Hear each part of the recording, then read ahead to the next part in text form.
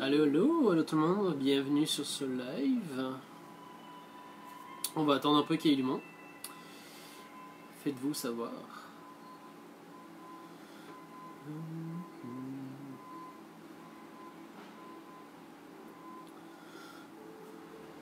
On va attendre les premiers arrivés.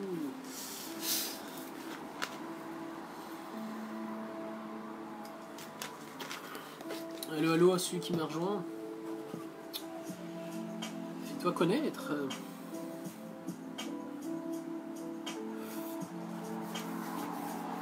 Allô tout le monde.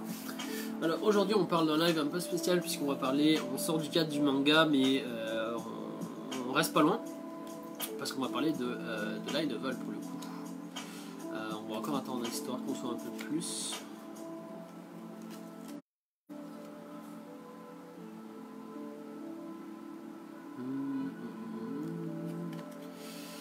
Je ne vous vois pas, faites-vous savoir si vous êtes là.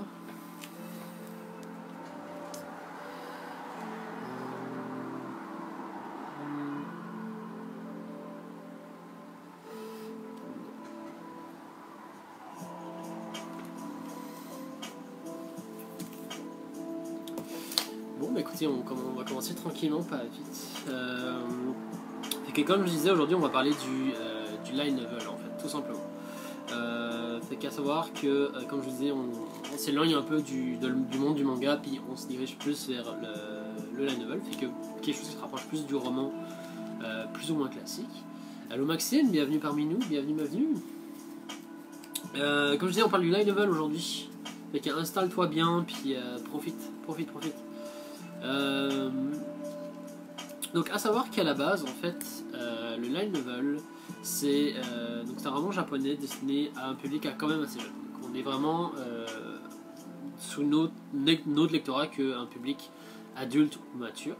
Donc ça s'adresse plus ou moins dans la même tranche d'âge que les personnes qui lisent du shonen par exemple. C'est de quand même assez jeune, je dirais une dizaine d'années, à quand même assez vieux jusqu'à une vingtaine d'années à peu près. Dans les faits. Il faut savoir que même si je le compare beaucoup au roman normal en fait, il faut savoir que c'est quand même très différent. À savoir aussi que dans le fond la façon dont le novel est abordé d'une façon très courte en fait. C'est vraiment toujours des petits paragraphes pour que le lecteur ne soit pas trop subjugué par le livre, et c'est toujours écrit en forme de dialogue. Fait qu'il y a pas beaucoup d'explications, mais beaucoup d'interactions entre les personnages. En plus de ça, en plus du fait que ça ressemble moins bien à un roman, en fait, il y a des illustrations en fait, qui sont fournies à l'intérieur, qui laissent un peu moins libre cours à l'imagination, et ça ne dépasse jamais 50 000 mots. 50 000 mots, j'ai été voir à peu près, ça fait plus ou moins 200 pages, tout au plus.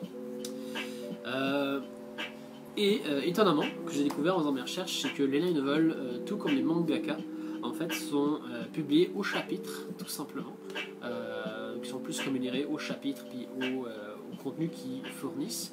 Et une fois qu'ils sont traduits, prépubliés, en fait, ils arrivent dans un format dit bunko. Le petit format bunko, je ne sais pas si j'en ai. Je peux vous montrer. Comparant avec un manga normal, donc ça c'est Dragon Ball, le format bunko s'arrête plus ou moins ici, donc c'est vraiment tout ça. Donc c'est vraiment un petit format, vraiment condensé finalement, qui est facile finalement à prendre avec soi en mode pocket, à lire un peu partout. Donc on reste toujours dans la qualité du transport, puis du fait qu'on peut le lire et l'amener partout. Que ce soit dans une file d'attente, dans le métro, sur une pause à la job, et que c'est très facile à transporter pour le coup. Il faut savoir aussi que c'est écrit sur un papier quand même assez cheap, pour ne pas que ça reste pour le coup que ça reste abordable. Et on va voir le pourquoi du comment un peu plus tard. Étant des livres pour jeunesse, donc étant des livres pour des jeunes personnes,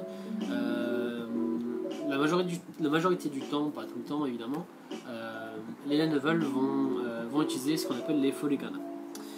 les Furigana ou les Yomigana, sont les kana en fait, qui sont katakana et hiragana, écrits à côté des kanji, justement pour aider les personnes qui apprendraient le japonais, justement, à bien comprendre puis à bien assimiler tel ou tel kanji en fait. Donc, ça va un peu au niveau de la compréhension et ça permet en fait de retranscrire phonétiquement parlant en japonais le mot en fait, le kanji tout simplement. Donc il y a deux gros points importants, donc comme je vous disais, les Furigana aident les jeunes lecteurs justement à maîtriser la langue, à maîtriser les kanji, et ça leur permet de comprendre aussi des mots qui auraient tendance, qui seraient étrangers, ou des mots que l'auteur aurait inventés dans son histoire par exemple, tout simplement. Donc, il faut savoir que les light novels sont présents depuis longtemps, en fait. Donc, quand même depuis pas mal de temps. Ils sont présents au Japon depuis avant les années 2000, mais on peut voir que avant les années 2000, en fait, ils étaient vraiment très impopulaires, voire très peu lus, en fait. Et on ne sait pas trop pourquoi, mais début des années 2000, probablement par le boom en fait mondial, l'intérêt suscité que l'Occident, que l'extérieur en fait suscite envers le Japon, a fait en grosse partie que ça s'est très vite avéré être une recette gagnante pour le coup, et ce qui a fait que l'événement a pris de plus en plus d'ampleur au fur et à mesure du temps. À savoir que c'est tellement rendu au jour d'aujourd'hui tellement important que l'entreprise, le marché plutôt du light novel représente une part importante en fait de toutes les ventes de livres au Japon. Donc, ventes de livres normaux, donc je parle du roman, ensuite on a les mangas qui sont un gros format, et les light novels pour le coup entre autres. Donc ça prend de l'ampleur début des années 2000. Alors, ce qui est un peu tricky, c'est que les light novels en fait bougent. Je m'explique.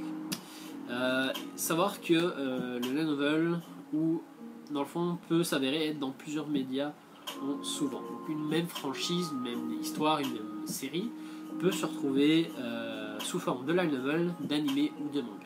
Et c'est là où c'est un peu tricky parce que ça, l'un et l'autre en fait peuvent interagir vraiment de façon vraiment très facilement.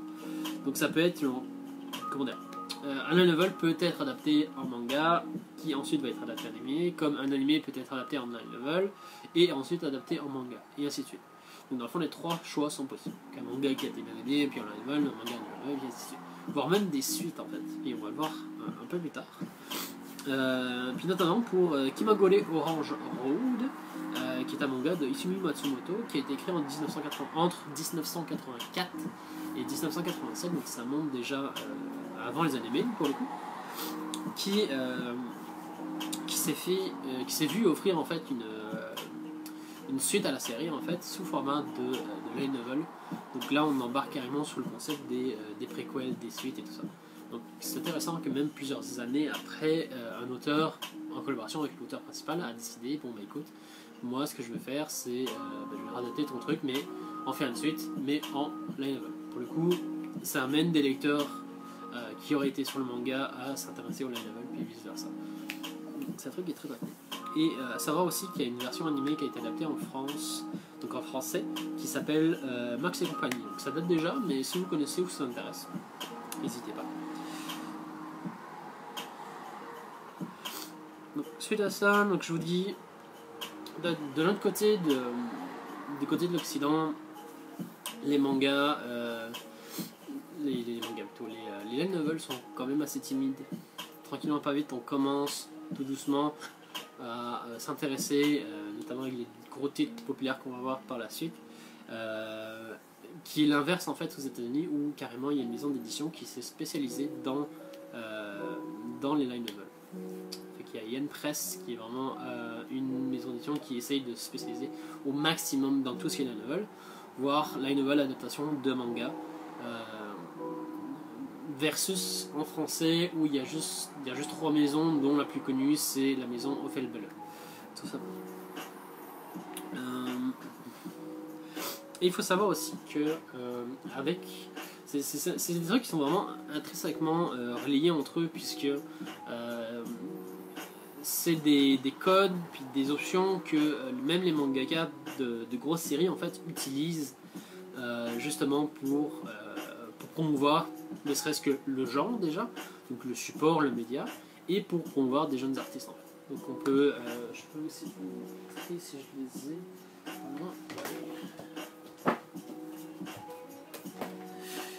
Notamment le Eiichiro Oda en fait qui a fait une collaboration avec Tetsuya Hamazaki, puis ils sont mis tous les deux justement pour faire une histoire à part sur l'histoire de Ace en fait. Donc toute cette histoire par exemple va se concentrer sur la partie où Ace fait partie des Spades et dans le fond jusqu'au moment où il va rencontrer Barbe Blanche. Et comme vous pouvez le voir, c'est vraiment du texte, hein. Tout simplement. Puis il n'y a pas que One Piece, je sais qu'il y a tous les romans de Naruto aussi, que j'ai pas ici, mais il y a le roman de Jiraiya, le roman de Kakashi, de Sakura, les histoires courtes de Konoha, puis la vraie histoire d'Itachi, celle sur Sasuke, où c'est vraiment des... Ils s'en servent vraiment de support complémentaire à leur série, sachant que eux n'auront pas le temps tout simplement de pousser cette introspection, cet approfondissement justement dans leur univers, puis ils vont laisser d'autres s'en charger. Bon, évidemment c'est supervisé évidemment pour que tout soit canon. Donc c'est un truc qui se fait de plus en plus souvent. Là j'ai cité One Piece, j'ai cité Naruto, mais il y a aussi The Promised Neverland. Justement il y a deux romans qui sont sortis, La Lettre de Normand et Souvenir de Maman, qui sont deux œuvres complémentaires à la série. Donc La Lettre de Normand qui est la lettre que Normand a laissée lors de son départ, et Souvenir de Maman qui sont deux histoires courtes qui parlent du passé de Mama pour le coup et de Sœur Chroma, mais qui sont complètement, purement et simplement complémentaires à l'œuvre principale.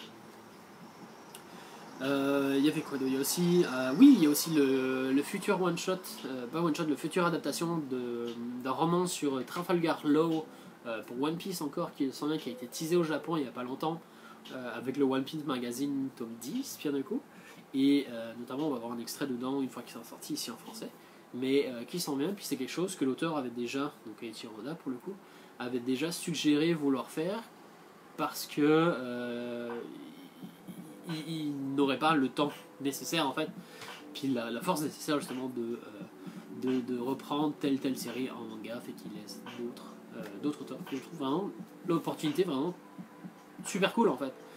Ça permet à d'autres auteurs de se faire un nom ou de se remettre en avant sur le devant de la scène. J'ai One Piece, Naruto, Promised Neverland, j'ai aussi My Hero Academia qui est ça avec les dossiers de Yue qui sont plusieurs petites histoires en fait qui se passent avant, pendant leurs années d'académie pour le coup, qui est une chose qui est complémentaire à la série et qui vient se rajouter au manga d'origine pour le coup.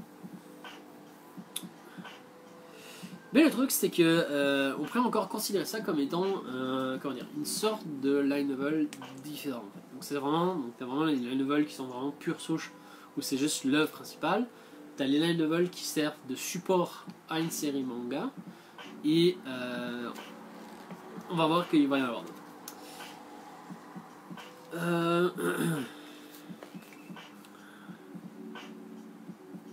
La preuve en étant que le truc au Japon, c'est qu'il y a une maison d'édition vraiment big en fait, qui est presque aussi big que la Shueisha en termes d'impact puis de présence en fait dans le marché.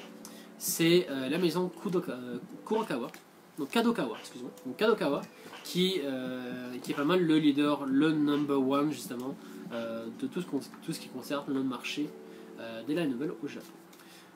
Pour exemple, la mélancolie d'Haruhi, puis encore une fois j'ai découvert ça en faisant des recherches, que la mélancolie d'Haruhi est un light novel qui est à la base écrit en 2003, qui a été adapté en manga entre 2005 et 2013 pour le coup, et il y a même un animé en 2006 qui a été fait par Kyoto Animation pour le coup, donc c'en est un très bon exemple d'un light novel qui se fait adapter en manga, pour le coup, donc en manga puis en animé, qui est assez intéressant puisque on va voir un peu dans pas long justement que d'habitude c'est l'inverse.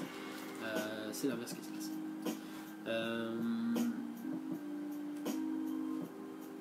Pour se donner un ordre d'idée, en 2007, par exemple, le marché du light novel était tellement important qu'à lui seul, en fait, il représentait 20 milliards de yens, ce qui est énorme en fait, et il représentait aux alentours de 30 millions de tomes vendus au Japon sur une année.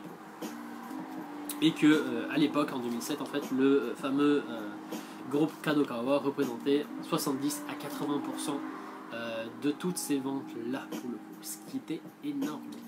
On va voir par la suite que, pour le coup, étant donné que ça a été populaire et tout ça, que depuis, il y a plusieurs maisons d'édition qui sont apparues, et pour le coup, que leur impact est beaucoup moins grand, mais ils restent quand même les leaders dans le marché. Alors, grosso modo, comment marche un light novel? Comment est-ce qu'il fait? On a vu un peu plus tôt que justement il était édité à une fréquence régulière. On a vu qu'il était édité en chapitres en fait, tout simplement, qui sont remis un peu comme un manga, donc tu remets un chapitre à ton éditeur. Et pour le coup, ils se finissent prépubliés en petit format pour le coup. Mais concrètement, on va regarder comment ça marche, puis on va prendre un des plus connus comme exemple. Puis on va prendre SAO, donc Sword Art Online, qui a pas mal mis le genre ici, justement, en traduction, que ce soit en anglais, soit en français, qui a pas mal lancé la vague ici en dehors du Japon. Et que du coup, qui est important en fait. Donc on pourrait même considérer que c'est pas mal le light novel qui a lancé le genre une fois traduit à travers le monde.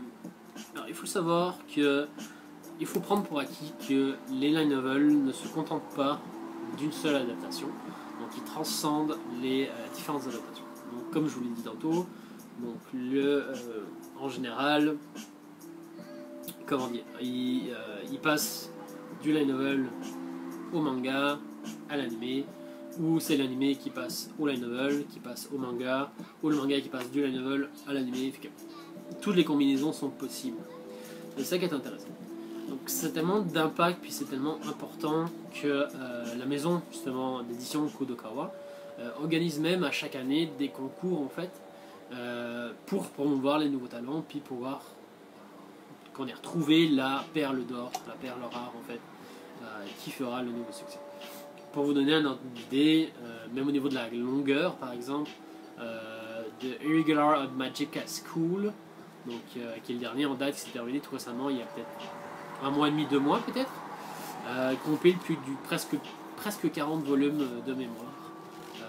40 volumes de light novel, ce qui est énorme pour une série, pour une série papier en fait, pour une série de romans, de ce qu'on pourrait considérer le plus proche des romans qu'on a. Et comme je lis beaucoup, puis la plus grosse série que j'ai c'est 15 tomes, puis même là c'est exceptionnel. Donc les auteurs japonais de la novel sont extrêmement productifs, c'est fou. Donc, reprenons nos moutons, revenons à SAO.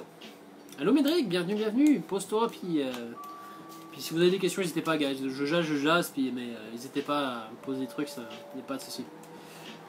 Donc, on va remonter à ce que je disais tantôt, fait qu'on va reprendre SAO comme exemple, puis on va voir en fait comment un light novel du coup est adapté, comment est-ce qu'il est adapté publié puis adapté en manga, voire en animé, voir comment ça fonctionne.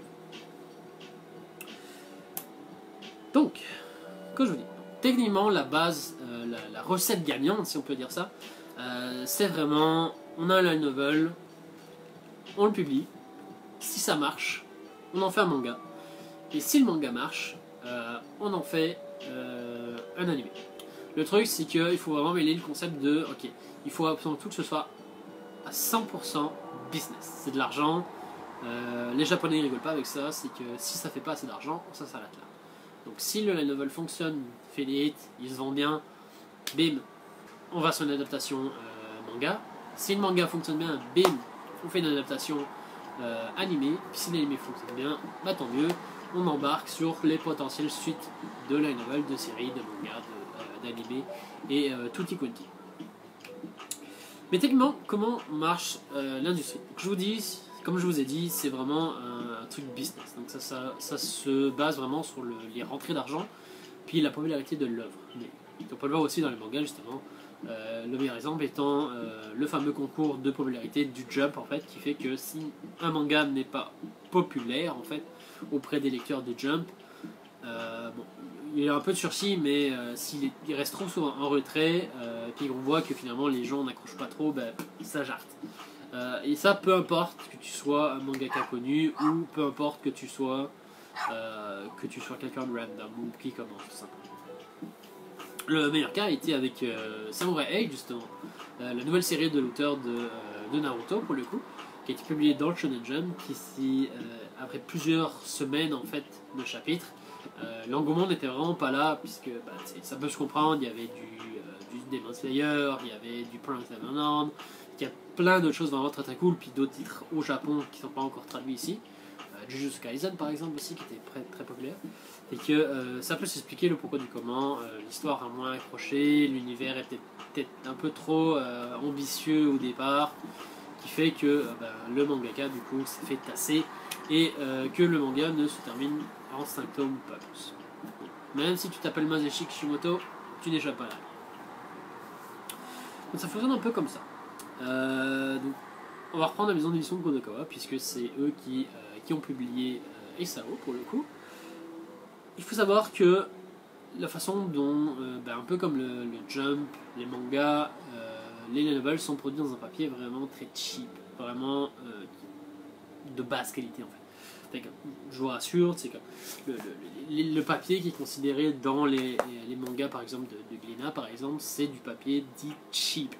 Le truc c'est que c'est de la bonne qualité aussi, ça se lit super bien, c'est très malléable, tu peux l'ouvrir, ça ne craque pas, il n'y a pas de stress. Mais pour le coup, c'est fait dans une meilleure qualité que celui du Jump, fait que c'est pas rouge, c'est pas bleu, c'est pas. Mais c'est pas des papiers glacés non plus.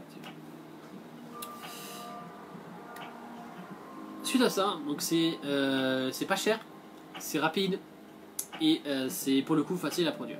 Puis en plus, c'est un petit format, fait que c'est parfait. Ça s'écoule super bien, c'est un format pocket. Et il faut savoir que comme le manga, le light novel est un produit de consommation et pas de collection. J'ai un peu du mal à concevoir ça, c'est déjà par ma collection ici. Je suis un gros collectionneur, mais le fait que tu vas en librairie, ton manga ou ton light novel te coûte X yens en fait, tu le prends, tu le lis, puis tu le jettes. Mais je conçois pas. Enfin bref. Donc ça reste un produit de consommation, pour le coup, qui est achetable, consommé et on jette, tout simplement. Donc c'est ça. Donc, si le light novel a du succès, comme je vous disais tantôt, il est adapté en manga. Si le manga a du succès, il est adapté en anime. Donc pour le coup, prenons l'exemple d'SAO. Donc SAO qui a été écrit par Reiki Kawahara, tout simplement, et pas mal passé par le même schéma que tous ses petits frères ou ses frères light novel, si on peut dire ça. Donc il faut savoir que la façon dont c'est vu en fait, c'est que l'édition du light novel en fait est un peu considéré comme un labo expérimental. Et qu'on essaie des choses, la production est simple, moins chère, la compagnie peut se permettre un laxisme plus loose par rapport à l'avenir de la série. Et le but final étant tout simplement de viser l'adaptation animée qui est vraiment la concrétisation, j'en perds mes mots, de la série puis de la publication pour le coup. Premièrement, on commence par l'impression papier physique du light novel. Là, c'est bon, bim, SAO N-Card est sorti, il est dans la librairie, tout est bon. Là, du coup, les gens sont dessus, boum, c'est le succès. Les gens accrochent à la série. La série renouvelle un peu le genre, ils sont bloqués dans un jeu vidéo, c'est entre le survival puis le RPG, les gens adorent. Suite à ça, ça se vend bien finalement, puis il a décidé de faire une adaptation des deux premiers light novels. Donc on a N-Card et Fairy Dance qui voient leur adaptation manga en sortir. Et que c'est la sortie japonaise de SAO, N-Card et Fairy Dance plutôt dans les bacs. Et là, boum, deuxième succès. Deuxième succès. Donc sont toutes les deux sorties en 2012, mais c'est un deuxième succès. Les gens accrochent encore, puis ça vient rejoindre un autre public. Fait que les gens se ruent sur la série, c'est le succès, tout simplement. Là, du coup, la maison d'édition, oh mon dieu, ça marche bien et tout, c'est cool.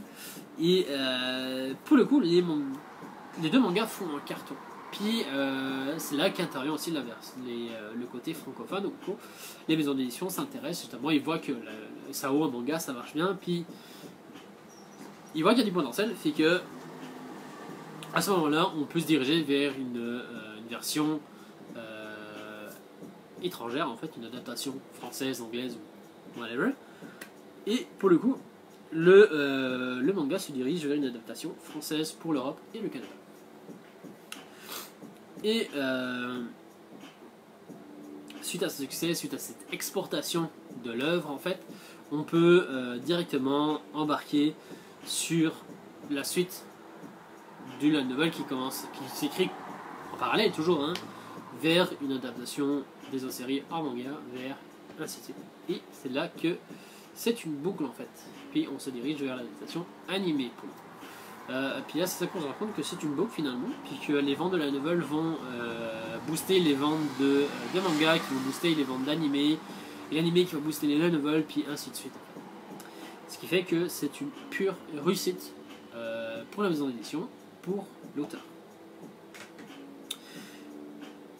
Il faut savoir que concernant l'avenir des séries pour Kadokawa, excusez-moi. Donc pour Kadokawa, depuis 2011, c'est une condition sine qua non. C'est vraiment la marche à suivre qu'on utilise pour adapter un anime. S'il y a une des méthodes qui ne fonctionne pas, on arrête tout et on s'en tient juste au light novel. Et si le light novel fonctionne toujours, tant mieux. Mais s'il ne fonctionne pas, puis on voit que la popularité descend, on arrête tout simplement. Au niveau des chiffres, depuis 2011, l'éditeur applique ses stratégies éditoriales, comme je vous l'ai dit, et à l'époque représentait presque, plus ou moins, un peu moins de la moitié en fait des pourcentages de vente de light novel sur une année pour le coup, ce qui est énorme. Donc, en matière de vente, en 2019, SAO était le troisième light novel le plus vendu avec plus de 600 000 exemplaires vendus, ce qui est énorme. C'est ce qu'on pourrait vraiment comparer à un best-seller. C'est incroyable. C'est incroyable. Cool. Donc suite à ça, on va aller avec plusieurs séries. Puis on se quittera là-dessus. Il y a plusieurs séries qui sont vraiment les plus populaires, qui sont au jour d'aujourd'hui vraiment les mangas qui fonctionnent le plus, les novels pardon, qui fonctionnent le plus. Donc on a premièrement Overlord avec donc de Maruyama Kugane avec 807 693 tomes, ce qui est énorme. C'est presque 1 million de tomes vendus, tout tome confondu. Donc ça vient pas reach les sorties de manga, mais c'est énorme pour du manga, un livre papier pour le coup. On a Konosubashi Sekai ni Shukufuku de Akatsuki Natsume avec 630 889, donc SAO s'est fait détrôner. On a Sword Art Online avec toutes séries confondues avec un peu moins de 600 000 tomes vendus, fait qu'on voit un peu que la hype est un peu descendue. On a The Irregular at Magic High School avec plus de 629 952 tomes donc de Sato Tsutomu, qui est pas mal la série qui faisait le plus de bruit actuellement. Mais comme je disais tout à l'heure, en fait, c'est terminé il y a quelques temps.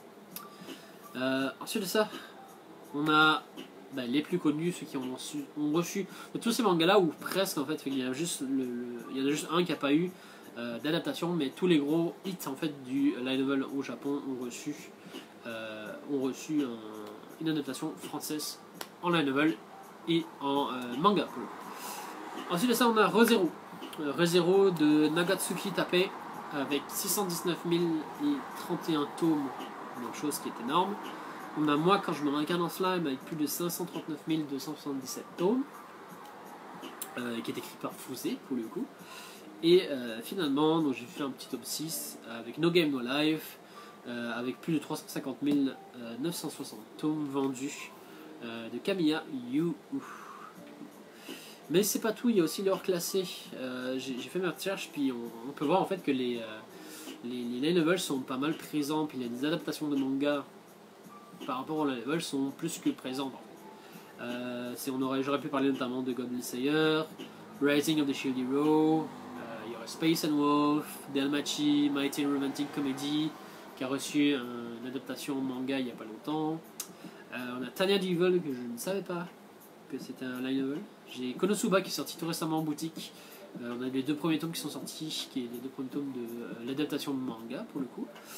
On a Irregular Magic School qui, pour le coup, qui est une petite préquelle, une petite mise en bouche, si on peut dire ça, sur l'œuvre, puisque la série ne fera pas plus de 10 tomes, il me semble. Alors on a Konosuba, je viens de le dire, Taradora qui évidemment qui est un peu plus vieux, un peu plus connu. On a Rascal Does Not Dream of Bunny Girl Senpai, qui est un manga qui va bientôt sortir, normalement dans les prochaines semaines, en boutique. On va avoir le premier tome et le deuxième tome si tout va bien, qui est aussi une adaptation du light novel. On a Certain Magical Index, que je ne savais pas non plus, qui en était toutes les séries Monogatari, Bakemonogatari et compagnie en fait. Et petite anecdote que la rumeur traînerait comme quoi Ogret aurait re-signé avec tous les auteurs, pas avec l'auteur justement pour faire les suites de pas juste Bakemonogatari mais les autres suites dans la série des Monogatari. On a également Mushoku Tensei qui en est un, Larry Monster, on a Axel Wall qui a été fait par le même auteur que en partie par le même auteur qui fait Esao pour le coup. Donc il y a ici une version light novel et une version manga. On a juste la version manga par exemple nous ici en français. On a Bakano évidemment, Durahara, Fate Apocrypha, Fate Zero et tout récemment que j'ai découvert qui est High School DxD. Tout simplement.